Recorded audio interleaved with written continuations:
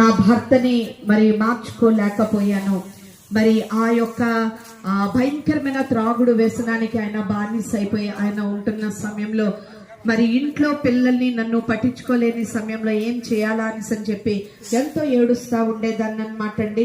ఎవరు ఏమి చెప్పినా అది చేయడానికి నేను చాలా ఇంట్రెస్ట్ చూపించేదాన్ని. కారణం ఏంటంటే నా కుటుంబ పరిస్థితి బాగలేదు. ఇంట్లో చూస్తే అప్పుల సమస్య దినదినము పెరిగిపోతా ఉంది. మరి అలాంటి పరిస్థితిలో ఏం చేశామంటే, ఎలాగ నేను ఈ ప్రాంతానికి వచ్చి మరి యేసు ప్రభు గురించి ఎలాగైతే చెప్తున్నానో, మరి ఆ ప్రాంతంలో మేమున్న ప్రాంతంలో కాకినాడ అనే ప్రాంతంలో మేము ఉండేవాళ్ళం. అక్కడ మరి ఇలా కొంతమంది సహోదరులు మరి వచ్చి యేసు ప్రభు గురించి చెప్పడం జరిగిందండి. మరి చెప్పిన సమయంలో మరి నేను కూడా మరి ఆ మాటలు విని నేనైతే ఫస్ట్ లో నమ్మలేదేంటి, మరి ఆ దేవుడికున్న గొప్పతనం ఏంటి, మా దేవుళ్ళకి లేనిది ఏంటి అని చెప్పి నేను చాలా నిరాకరించాను. ఎందుకంటే మరి నేను కూడా చాలా నిష్ఠగా నేను ఉన్నాను కాబట్టి మరి ఎలాగైనా మరి నేను నమ్మిన దేవుళ్ళు దేవతలు మరి నా భర్తను మారుస్తారని చెప్పేదాన్ని. కానీ రాను రాను నా కుటుంబ పరిస్థితి చాలా భయంకరమైన పరిస్థితిగా మారిపోవడం వల్ల నా భర్త త్రాగుడు ఇంకా ఎక్కువ తాగడం, ఖైనీలు ఎక్కువ తినడం మొదలు పెట్టిన తర్వాత ఇంకా అప్పుడు ఏం చేశానంటే యేసు ప్రభు దగ్గరికి నేను వెళ్ళడం జరిగిందండి. మరి యేసు ప్రభు మనుషుల్ని మార్చే దేవుడు మాత్రమే కాదు, మనిషి యొక్క మనసును మార్చగలిగిన గొప్ప దేవుడండి. మరి ఆయన నా భర్త యొక్క మనసును మార్చారు. ఎప్పుడైతే ఒక మనిషి యొక్క మనసు మార్చబడతాదో మరి మనం 10 సార్లు వాళ్ళ దగ్గరికి వెళ్ళి మనం చెప్పవలసిన అవసరం లేదు. ఎప్పుడైతే మరి నేను ప్రార్థన చేయడం మొదలు పెట్టాను, యేసయ్య నా భర్తను మార్చు నాయన అనేసి చెప్పినప్పుడు యేసు ప్రభువారు నా భర్త యొక్క మనసును మార్చారండి. మరి ఆ త్రాగుణ్ణి చూడగానే ఆయనకి అసహ్యం పుట్టేటట్లు చేశారు. మనం ఏ వ్యక్తికి అయితే మనం 10 సార్లు గానీ చెప్పామనుకోండి, త్రాగుడు మానే అంటే ఎవరు వినరు. గాని ఒక మనిషి యొక్క మనసు మారితే చాలండి, ఆటోమేటిక్ గా మరి ఆ త్రాగుడు మీద అసహ్యం పుట్టుకొని వస్తుంది. సో నా భర్త విషయంలో నేను ప్రార్థన చేయడం మొదలు పెట్టగానే దేవుడు ఎంత గొప్ప దేవుడు అండి యేసయ్య, ఆయన ప్రార్థన వినే దేవుడు అనే ఒక మాట ఉంటది బైబిల్లో. సో నేను ఇన్ని సంవత్సరాలు నేను చేసింది అంతా వృధా అయిపోయిందా అని చెప్పి నేను ఆశ్చర్యపోయాను. కారణం ఏంటంటే ఎప్పుడైతే నేను యేసు ప్రభుకి ప్రార్థన చేయడం మొదలు పెట్టానో ఆ యేసు ప్రభు అన్న భర్త యొక్క మనసు మార్చారు. ఆయన త్రాగు నుంచి విడిపించారండి. మరి మా కుటుంబంలో ఎంతో శాంతి సమాధానం వచ్చింది.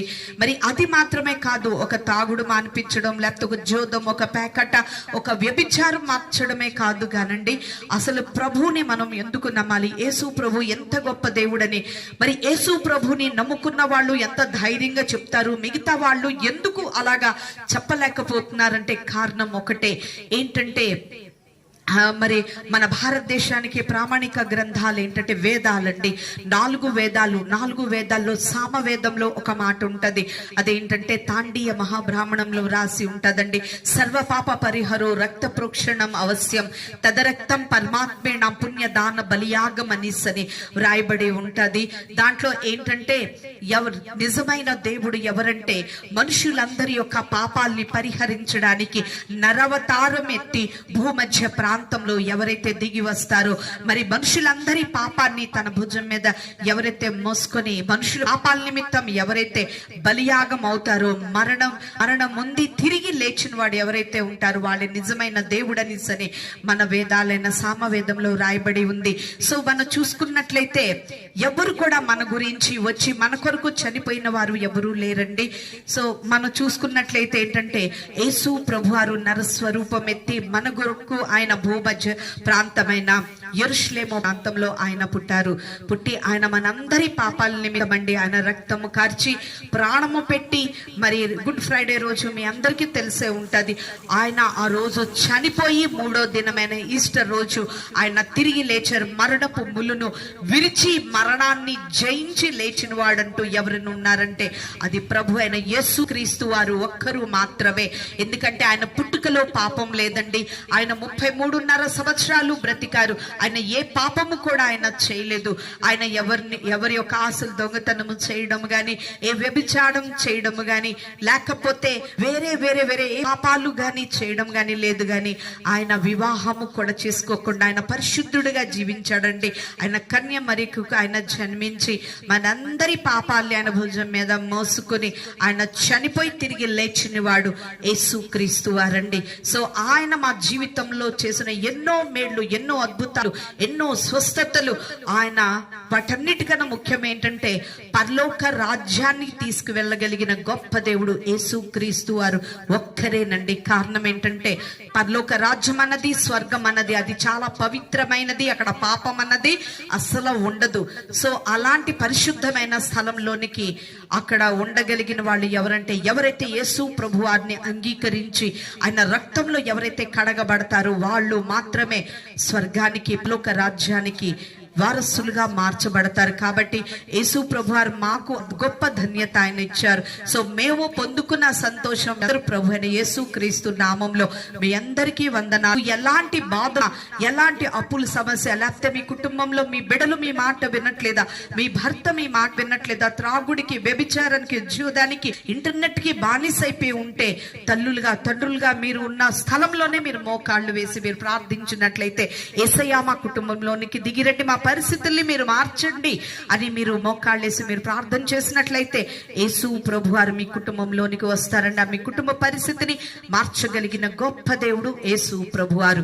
దేవుడి సాక్ష్యం మనందరి వినికిడిలో ప్రభు దీవించును గాక. ప్రార్థన చేద్దాం. పరిశుద్ధుడా నీకు వందనాలు నాయన. ఈ ప్రాంత ప్రజల్లో ప్రభా ఈ దినం వినిపింపబడిన సువార్త ప్రతి బిడల యొక్క హృదయ అంతరంగంలో ప్రభా మీరు నాటండి.